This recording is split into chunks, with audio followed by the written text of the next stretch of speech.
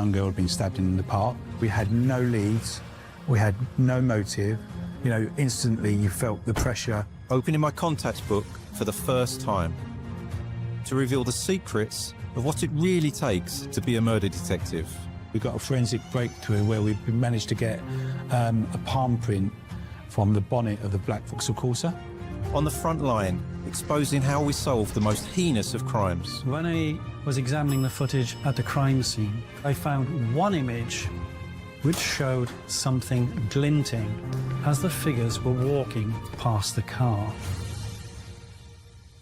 Welcome to Secrets of a Murder Detective.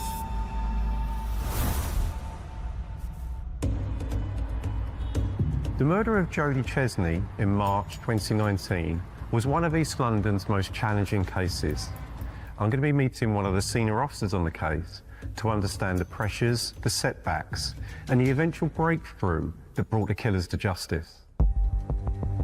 My name is Perry Benton. I'm a former Detective Chief Inspector for the Metropolitan Police Homicide Command. I've got over 17 years experience within homicide, and I've never felt the pressure on any case like I have on this one. It felt like the world was demanding answers and demanding justice.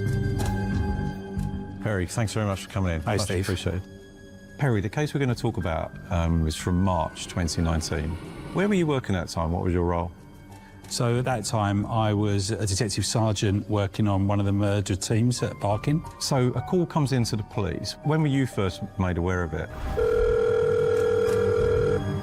Emergency, which service? It was a Friday night. I wasn't actually on duty on the night it happened.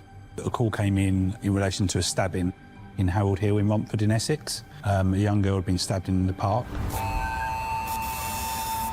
Police were called, an ambulance was called, and the 999 recordings are the most horrific, horrendous 999 recordings I've ever heard. Are you with the patient now? Yeah. Okay, yeah. how old is the patient? She's 17. Is she awake? No. They are panicking, begging for help. Jodie. Stop freezing. Jodie, come on. Come on. They're just horrendous. Stay calm. Right away. Stay calm. Just stay calm. Help is on its way, okay? How long is it going to be? This is an emergency. No, it's fine. Yeah. What? He's not breathing. What do we do? She's not breathing. I'm arranging help for you. Just stay calm. And when the police arrived, they performed emergency treatment, and so did the paramedics that arrived, and she was then being transported to hospital when the initial call came in to the murder investigation team. So you work in a murder investigation team, and at this stage it wasn't a murder, but they must have had real concerns for the girl that had been stabbed. Yeah, a decision was made that they would attend the scene and speak to the local officers that were there to make sure that all aspects of the investigation were being properly managed as best they could with what information they had available at the time. It was quite quickly established who the young lady was. It was Jodie Chesney, and she was only 17 years old. There were a number of witnesses who were present, who were young people, and they were young friends of Jodie, including her boyfriend. And they had to speak to them about what had happened and treat them as what we call significant witnesses. And there were also a number of other residents as well that had come out to give first aid because they'd heard Jodie screaming and Jodie's friends screaming. The police spoke to a female resident who lived nearby, who described it like a horror movie. She said that when they were speaking to the paramedics to try and help Jodie, there was just blood everywhere and they couldn't stop the bleeding. It was quite a chaotic scene. Obviously the friends of Jodie were, hysterical, were so upset about what had happened, and that's what the officers that were confronted with. So they had to manage that situation. This incident occurred on Friday, the 1st of March, 2019. We know that at 7 o'clock in the evening, Jodie and her friends then went to Amy's Park in Harold Hill in Romford, where they went into the playground and they sat there drinking and smoking some cigarettes.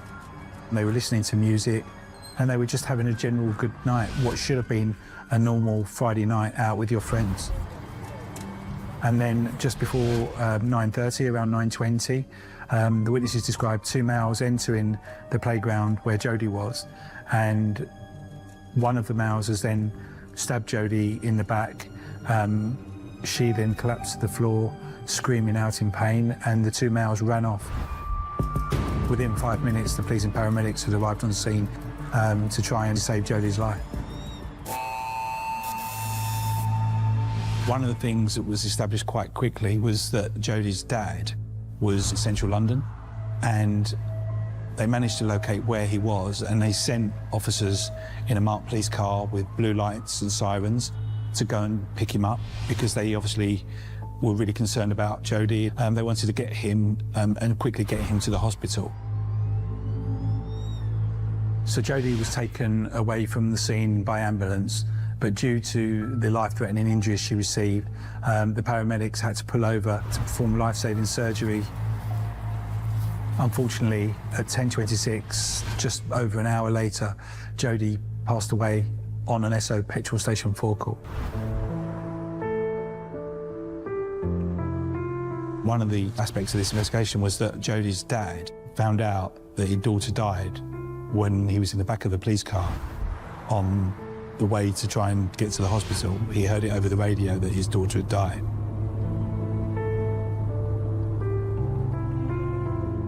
Even now, 3 years later, I still can't comprehend how Peter Chesney would have felt, you know, to suddenly hear that his youngest daughter had been murdered over the police radio was completely devastating. So in terms of your investigation, this was now a murder? Yeah, it very quickly turned into a murder investigation, yeah. What would your officers have been confronted with when they got there? They had to preserve that scene as best they could to try and establish, you know, why this has happened, who'd done this.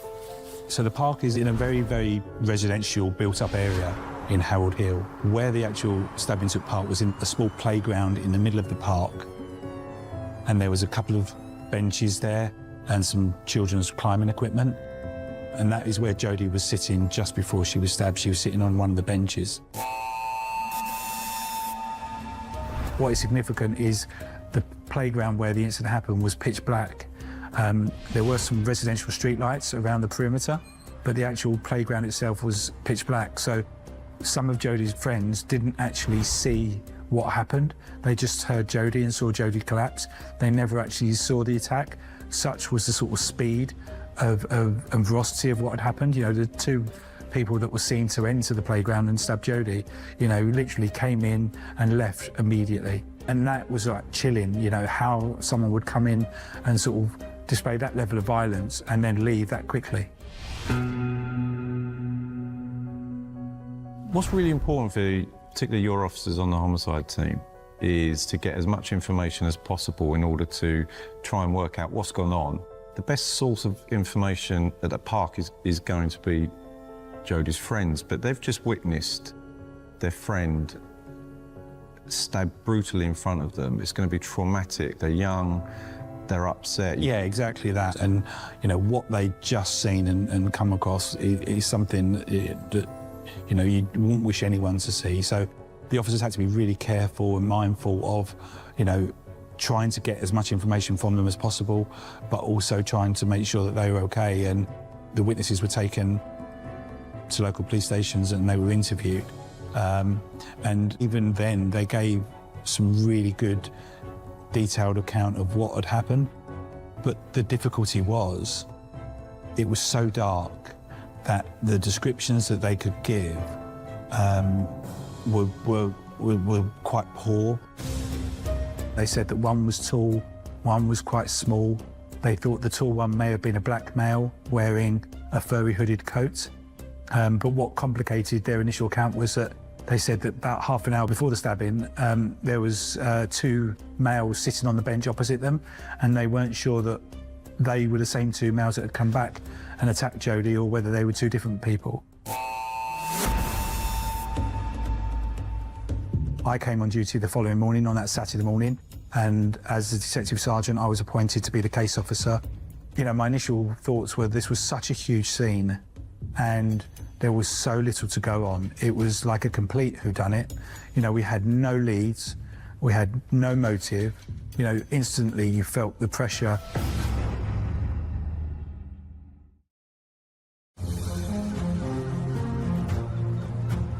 In any murder investigation, police will need to build up a picture of a victim's life, known as victimology.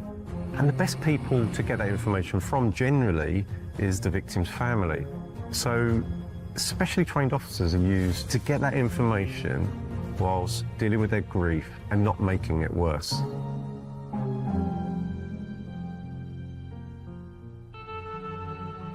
What did you learn about Jodie at these very early stages, and was there anything within her life that may have indicated why this had happened? She was, by everyone's accounts, an amazing 17-year-old girl. She was a student at college, she was a member of the Scouts, she played the piano, she lived at home with her father and her stepmother and her sister, and she had a normal upbringing. Anyone who ever met her, they said that she just brought a smile to their faces, and there was just nothing, you know, anything we could find that gave any reason why anyone would want to stab her and kill her. The whole family were completely devastated. You know, no one could understand why this had happened, why anyone would want to hurt their little girl. And that was the biggest thing, that question of why. And you know, it was a question that initially we just could never answer. We couldn't give them what they wanted to know. At that initial stage, we had no suspects, we had no clues. And I do remember thinking, oh my God, you know, how are we ever going to solve this? This was shaping up to be one of the most complicated murder investigations I'd ever been involved in. This was a story where right from the outset, when the identity of the victim became known, it was a big story. It was of national media attention. My name is Tristan Kirk. I'm the courts correspondent for the London Evening Standard. There were a lot of eyes on this particular case, trying to work out how a teenage girl, a good member of her community, somebody who was well loved, had ended up getting stabbed to death in the middle of a park when she was just enjoying herself with friends. You've got the eyes of the world on you, on one hand, and also as well as an experienced murder investigator, you know the sooner you can get hold of a suspect, the more chances are you're going to get evidence on them. So the pressure would have been building on you to try and identify who it was that killed Jodie. What picture were you building up of these people? So initially, all we had was really sort of loose descriptions, if you like, from the witnesses in the park. They believed that maybe the tall one may have been a black male, and he may also have been wearing a coat with a furry hood. That's all we had. It's not a lot to go on, is it? We had no route that they'd taken to come in. The witnesses gave different directions of where they thought the suspects had gone to afterwards, and that really complicated it. The SIO obviously put in place a number of strategies, and one of the sort of key strategies that was put in place was around the CCTV. We were looking for any, you know, clue to help progress the inquiry. The collecting of CCTV evidence basically comes in 3 stages. It's known as scoping, harvesting, and viewing. Scoping is nothing more fancy than a police officer or police officers walking the streets looking for cameras. Then there's the harvesting, which is getting that footage off of the systems. And then there's a viewing. And the viewing is an officer or officers watching a TV screen of the CCTV footage in real time. In this particular case, because the park was surrounded by residential houses, there wasn't a huge number of sort of CCTV opportunities, and also where the actual stabbing happened, it happened inside the playground in the middle of the park, and there was no cameras that covered the actual playground. So we knew straight away we're never going to get any footage at that time that actually showed us the stabbing. So yeah, we knew quite early on that CCTV would be very challenging in this case. A murder investigation has many, many strands to it, all going on at the same time, simultaneously. You've got 20, 25 detectives all working together. What were the different strands of evidence that you as a team were trying to seek at this early stage? We were looking at things like house-to-house inquiries. There was obviously then looking at the intelligence picture. Forensic strategy was being put in place around investigating that crime scene, looking at every forensic opportunity. So there's a huge number of officers involved in this investigation. An important stage of this investigation would have been a post-mortem and autopsy on Jodie. I think sometimes we can treat that quite clinically as a procedure, but for your officers that would be attending, they would be witnessing a post-mortem on a child. And that's not easy, is it? No, it's very difficult.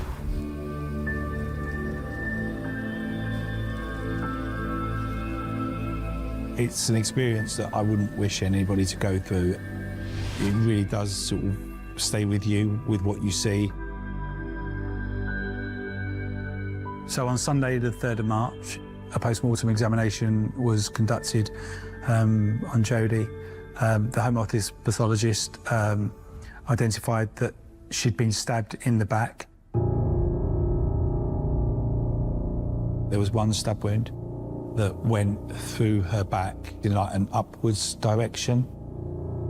And one aspect I remember is that being told that the knife went through all her, sort of her organs inside, and it almost went all the way through her, which is horrendous because you think the use of force that would have had to be done to push a knife into somebody's back and almost come out the other side is horrific. So that's a substantial blade, isn't it? Very much so, yeah. We were looking for a large weapon. The senior investigating officer, DCI Dave Wellams, made a media appeal quite quickly after stabbing, because we recognised the serious nature of this investigation. At that initial stages, we had no leads, no identity of any person involved, so we know we needed the public's help. We received a telephone call from a member of the public who reported that they were in their own car on the road next to where the park was, and around the same time of the murder, they'd seen a small black car parked next to the park with its headlights off. And then they reported seeing 2 males come from the direction of the playground in the park and get into the car, and then the car driving off at speed. I mean, that sounds like your first breakthrough in this case. Is that right? It was a huge moment. It was like, monumental. First off, we had to obviously interview this witness and take a witness statement. And the witness provided a bit more detail and said that they believed it was a Vauxhall Corsa, and he believed it was an 08 plate. If what he's saying is right, he's describing potentially 2 people being involved in the stabbing of Jodie, which is what the witnesses had described. But he also then indicates that there was a car involved and there's at least one other person in that car. So, the priority for us was to find that car. So does that mean that you're now looking for 3 suspects? Well, we thought there might have been a second person also already in the car. So the indications were we were either looking for 3 or 4 suspects at that time. So what inquiries did you do to try and identify this black car? So the CCTV inquiries were then changed to try and sort of see if there was any footage of this vehicle at the scene or in the immediate area. We also looked at the ANPR system to see if there's any cameras in the area, which may also assist the investigation. And were there? So what we found was that we found approximately about 1.5 miles away, there was an ANPR camera, but we found a number of registration numbers of small black cars that around the time of the murder that had gone past the ANPR camera in the direction of the murder scene. So we started to then sort of see if any of those cars had come to notice on the police databases. So what we found, there was a number of phone calls made by a member of the public to report a small black Vauxhall Corsa being dumped and abandoned about 2 hours after the murder in Kidman Close, which is only about 3 or 4 miles away from the scene. So automatically, that makes that suspicious, you know. So what we did is we tasked local officers to go to that area to see if the car was still there, and the car was still there. So that was then treated as a crime scene. Car was then seized and taken to a forensic car pound to be forensically examined. Police officers then sought to try and identify any witnesses for the car being abandoned, and we actually identified a member of the public who took mobile phone footage of the car being abandoned, and actually that showed 2 males running away from the car, which was really, really important evidence for us. But we then needed to find out who the car belonged to. You're only 36 hours in, and suddenly things are starting to change quite quickly. And if this is the car involved, this could suddenly take your investigation into places that you weren't expecting, and relatively quickly. Almost like spine-tingling moment when I got the phone call from the local officer to say, yeah, the car's still here, because bear in mind, the car actually got abandoned after the murder. You know, for it to still be there was like, wow, this is like the moment we needed, you know. But it was also mixed with, you've got to keep an open mind. You don't know for sure if it's the car, because all we had was a witness saying a black Corsa 08 plate. This was an 07 black Corsa, so there's a slight difference there. But it was abandoned 2 hours after the murder. So you're hoping, you're almost like praying that this is the car.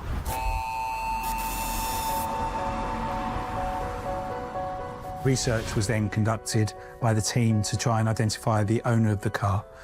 It transpired that the car was bought at a car auction a couple of days before the murder, and the car was registered to Manuel Petrovic, who was a local drug dealer. The following Monday morning, the 4th of March, the police received a telephone call from Manuel Petrovic reporting his car was being stolen. Now, this was really suspicious. You know, in my experience, if somebody's used a car in a serious crime, they then might try and distance themselves from being the driver of the car at the time of the incident. And this certainly raised sort of Manuel Petrovic as potentially being a suspect in the murder.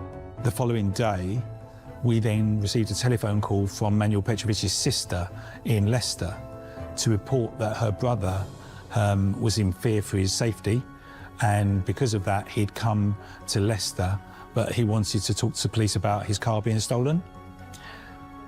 So the SIO made a decision that we would make an appointment to go and see Manuel on the basis of speaking to him about his car being stolen, but with our mind of actually arresting him for the murder.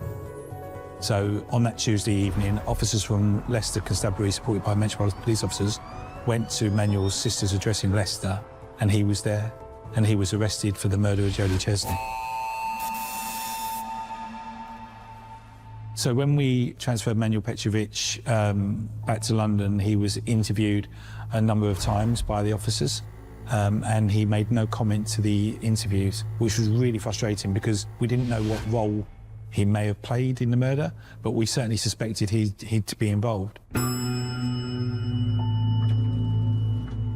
The officers were looking at telephone evidence, and telephone evidence played a key part in showing that his mobile telephone was in use on the day of the murder, and at a time just before the murder, cell site evidence showed it was near to the scene of the murder.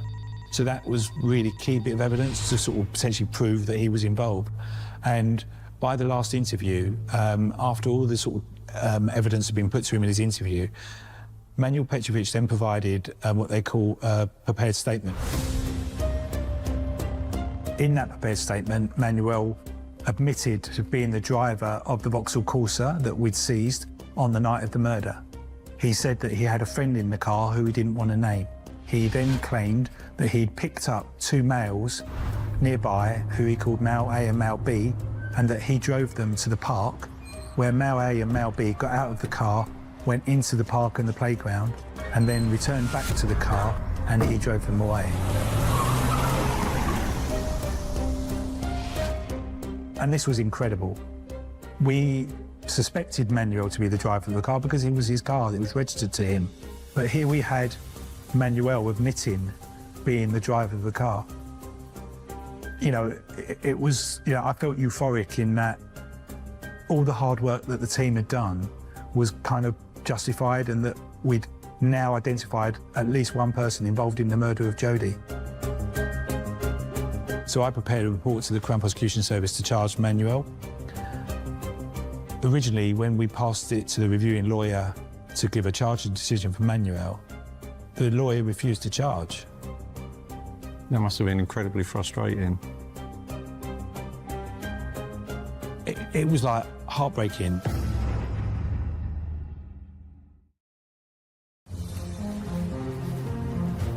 The police and the Crown Prosecution Service have very different roles within the criminal justice system. So for police officers, it's about gathering information and investigating crimes. For the Crown Prosecution Service, their role is to prosecute crimes. And that relationship can be difficult because of the conflicting interests. The police officers will be really keen often to get a person charged. For the Crown Prosecution Service, it's a different test. They can't just believe that somebody has committed a murder. They have to consider whether or not there's a likelihood of a conviction at court. And those two different thought processes can come into conflict sometimes. One of the questions that the Crown Prosecution Service lawyer had was, well, how can you prove that Manuel knew what the two people that might have gone into the park were going to do? Which is a fair question. But for me, other evidence was going to come. We were still waiting for the forensic evidence. We were still waiting for CCTV. Unfortunately, on an appeal, the CPS agreed that there was sufficient evidence to charge. So Manuel was then charged and remanded in custody.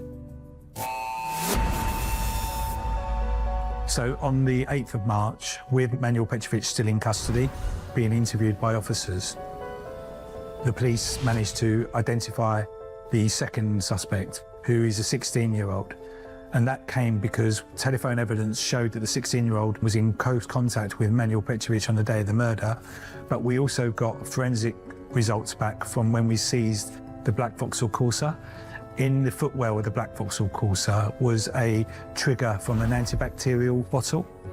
And on that trigger was DNA evidence linking the 16-year-old to it.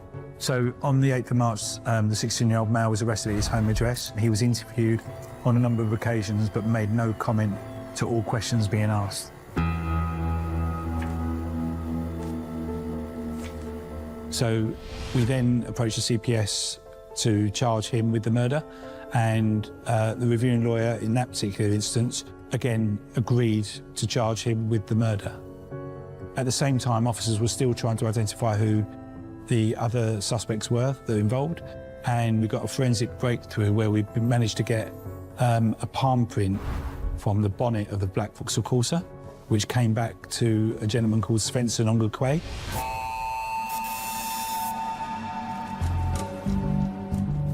And when we looked at research into him, again, he was a local drug dealer. He was also a black male, and he was quite tall. And then when we thought back to the descriptions that the witnesses gave of the murder, he fitted the description. So when officers were searching for Spencer Nongakwe, it transpired that he lived in a nearby hostel. That hostel had CCTV cameras, and so the CCTV footage was being urgently reviewed whilst the officers were looking for him. There was also a park next door to where Spencer's hostel was, called Lawns Park. That park was then forensically searched with specialist trained search officers and forensic officers. In that park was burnt clothing, and remnants of that burnt clothing included a furry hood.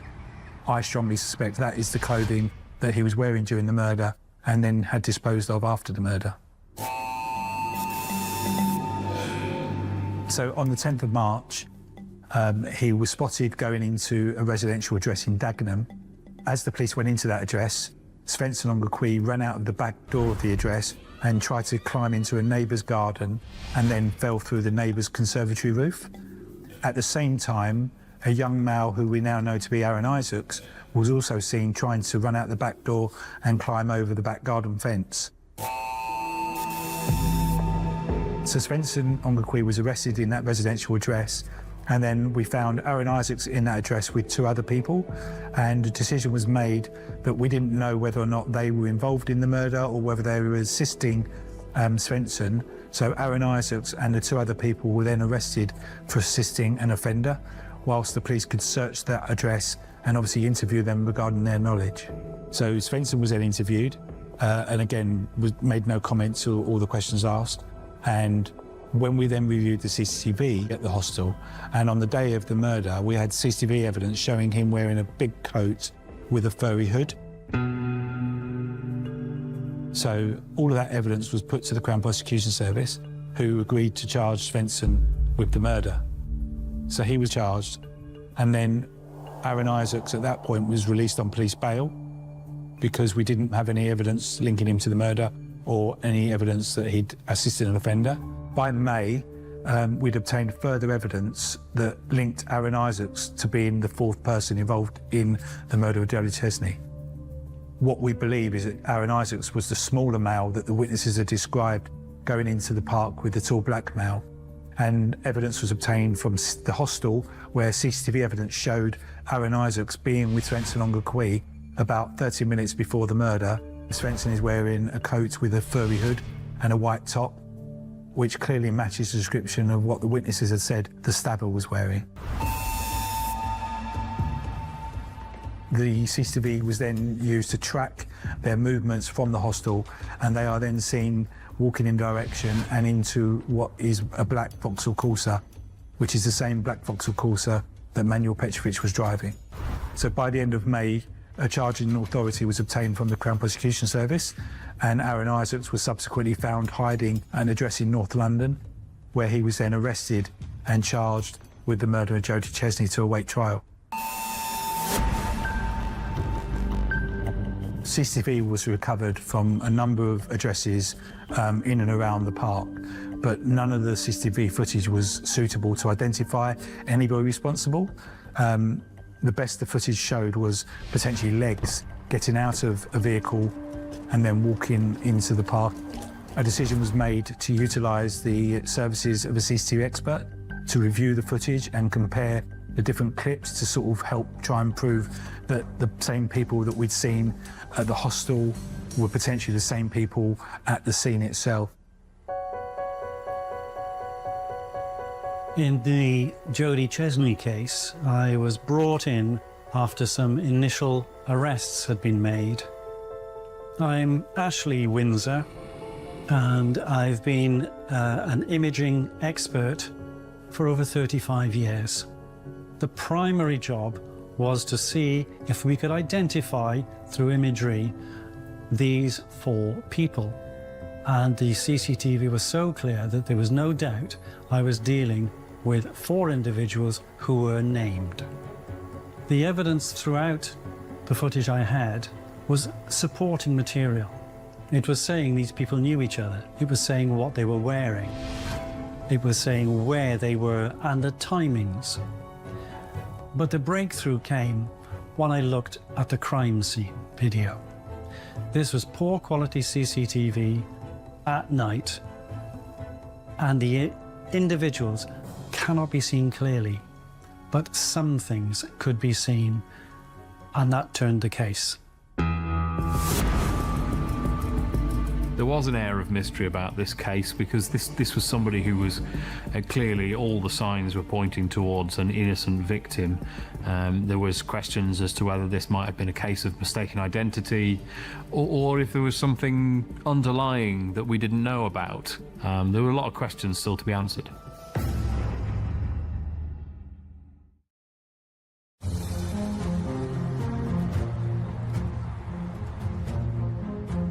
Joint enterprise is a doctrine within UK law.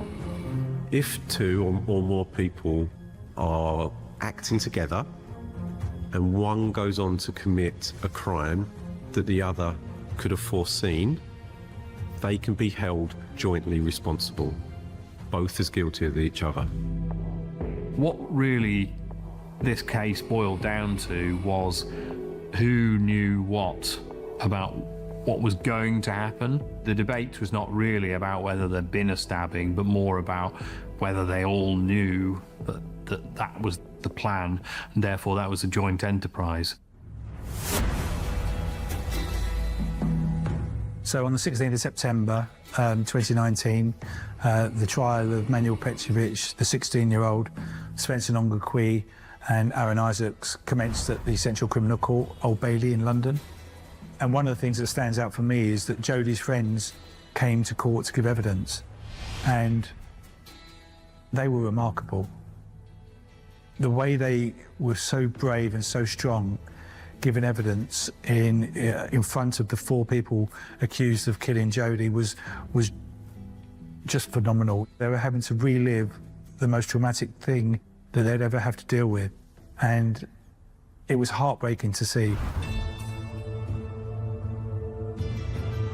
One of the other most compelling parts of the sort of prosecution case in the trial was we managed to obtain some covert recordings of Manuel Petrovich, which was then played in court. This is obviously a sensitive tactic, and it's not something that the courts or the prison service would use lightly. A decision was made to listen to any visits that Manuel Petrovich had whilst he was in prison.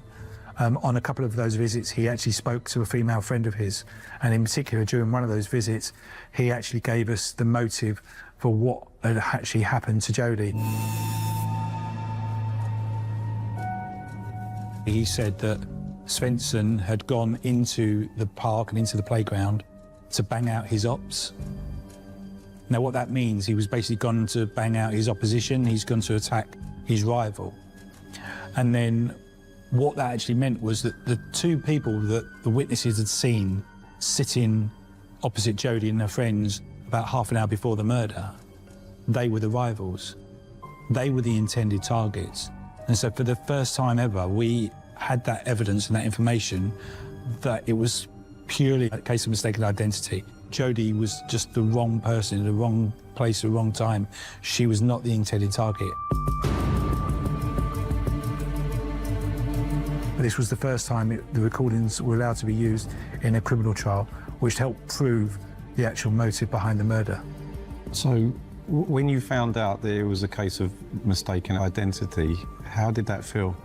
I mean, it was just shocking. I remember, you know, when that evidence was played in the court, you know, it was almost silence because you couldn't believe here is one of the people accused of the murder talking about the motive and the reason why, you know, and almost agreeing with the prosecution's case.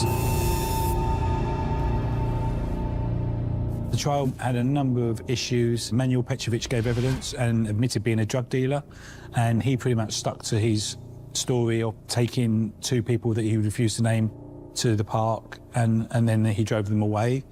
The 16-year-old boy that had been arrested, he chose not to give evidence. And then we got to Svensson. He gave evidence, and for the first time he admitted he had gone into the park and gone into the playground, but he said he was with Aaron, and that Aaron had actually in fact stabbed Jodie. And then when Aaron gave evidence, Aaron also said that he'd gone into the playground and gone into the park, but he said it was Svensson that stabbed Jodie. Now, again, I can't really describe that feeling of when the team have put in so much work to finally get to the point where they are almost like admitting your case. They're accepting that they are the people that we believed them to be, that we hoped we'd proved them to be. You know, it was almost like a euphoria moment because you kind of felt that surely now the jury would say, well, anyone who went into that park and that playground, they've got to be guilty of the murder. There was some evidence that was collected from the scene, CCTV evidence that was pieced together by the detectives. And one of the pieces of footage showed 2 figures in the darkness heading into the park. And one of them was Svensson Ongakwe, and you could see on the footage a reflection or a shining around his hand area. When I was examining the footage at the crime scene, I found one image which showed something glinting as the figures were walking past the car. It was clear in the footage that the main suspect was carrying a phone at all times, a mobile phone, but it only extended from his hand by an inch or two. This item, this object which is causing the glint, must be something that extends beyond his hand, sufficient distance to capture sufficient light to give the glint. It was put to the jury that that was the knife, that was the murder weapon.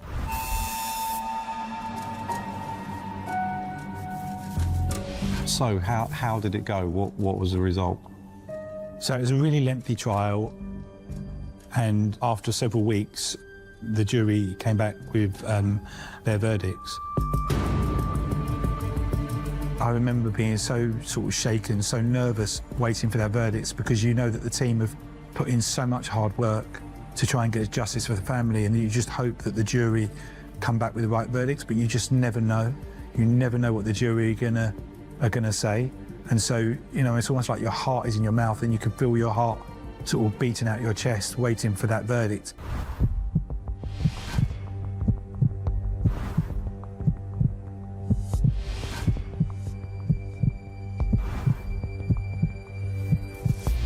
They found Manuel Petrovic not guilty of murder and manslaughter. They found a 16-year-old youth not guilty of murder and manslaughter. In the case of Spencer Nongakwi, they found him guilty of murder. And in the case of Aaron Isaacs, they also found him guilty of murder.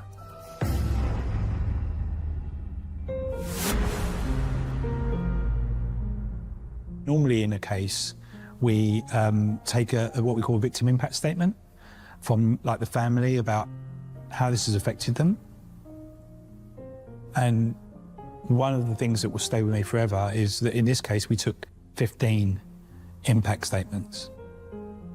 And even now, when I think back of the words that they used, you know, Jodie's uncle was a reverend, and he presided over his niece's funeral.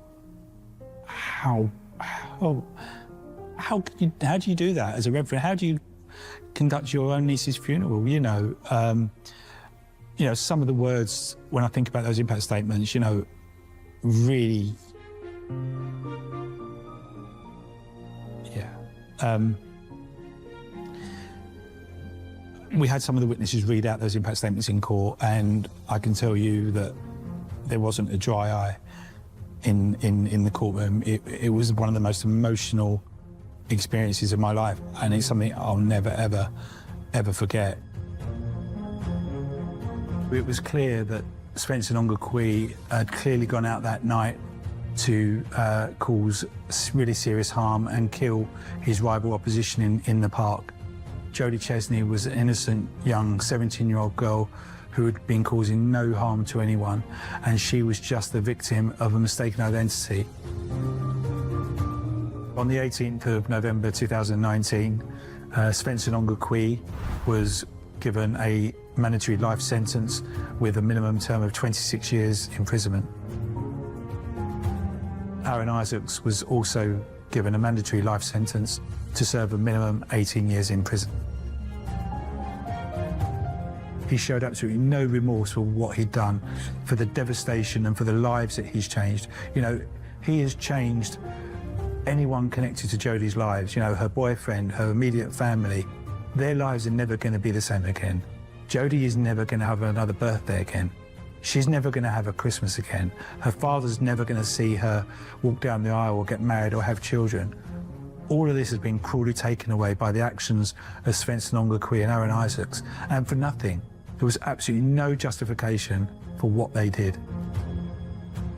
Harry, you just sat in front of me and you're telling me this story, and I can see how emotional you are and how much that means to you, and I'm sure your team as well. So just on behalf of Jodie, Jodie's friends and family, and all the people of Havering, I'd just like to say thank you for the work that you and your team did. Thank you. There is no doubt that the investigation into Jodie's murder was a difficult one. and it took a lot of work, a lot of determination to get the evidence they needed to be able to go to court and put these defendants in front of a jury for them to make a decision on their guilt. That was no foregone conclusion, and it took the skill of those investigators to achieve that. And for the detectives to be able to get justice for Jodie would never bring her back, it will never replace her for the family, but at least they know that the people responsible for her death will answer for that crime.